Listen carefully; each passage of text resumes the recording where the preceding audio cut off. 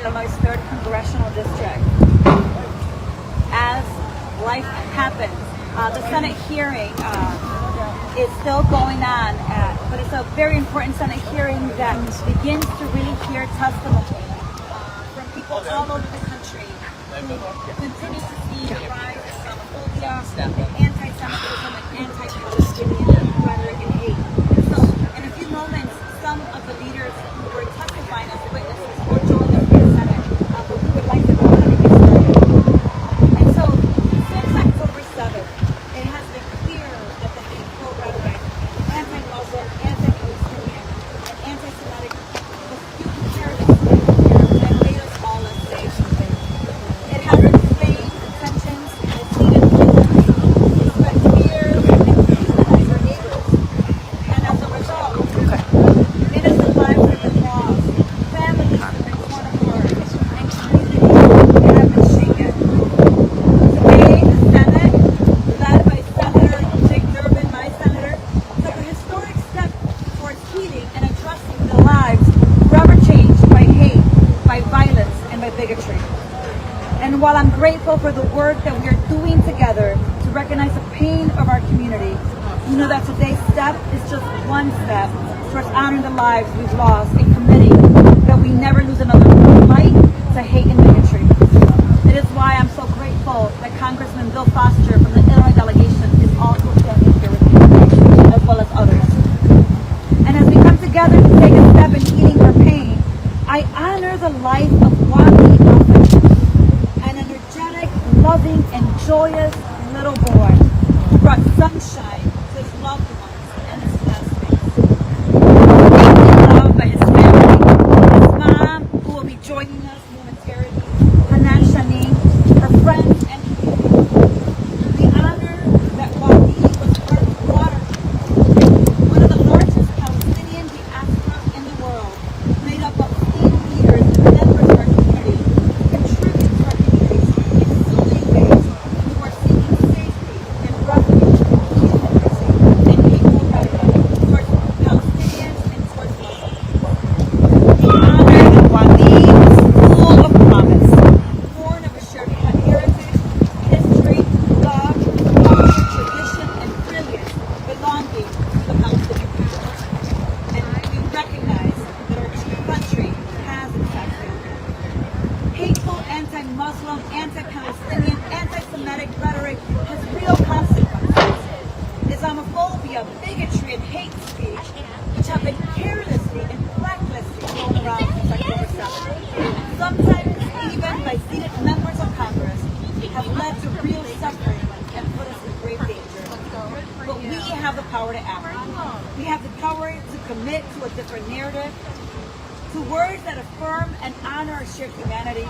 And we have the power to work for a future where all children across the globe, Palestinian children, Israeli children, U.S. children, can live in peace and be free from discrimination, from hate crimes, and from violence.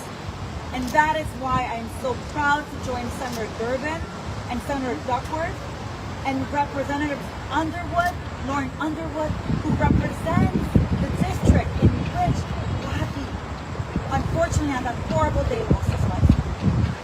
And has been a champion fighting to ensure that that doesn't happen to any other child, as well as Representatives Jacobs, Watson, Coleman, the Illinois delegation that is also accompanied with Congressman Bill Foster.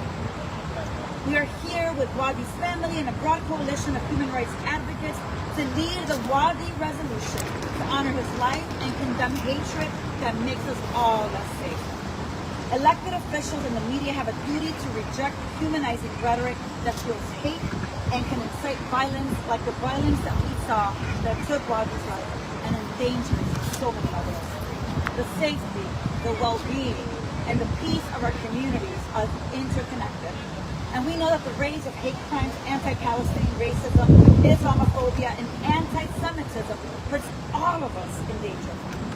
And it is why today, as we stand here, as we prepare ourselves in the House of Representatives to start session, we want to start by honoring Wadee and all others who have lost their lives due to hate and bigotry.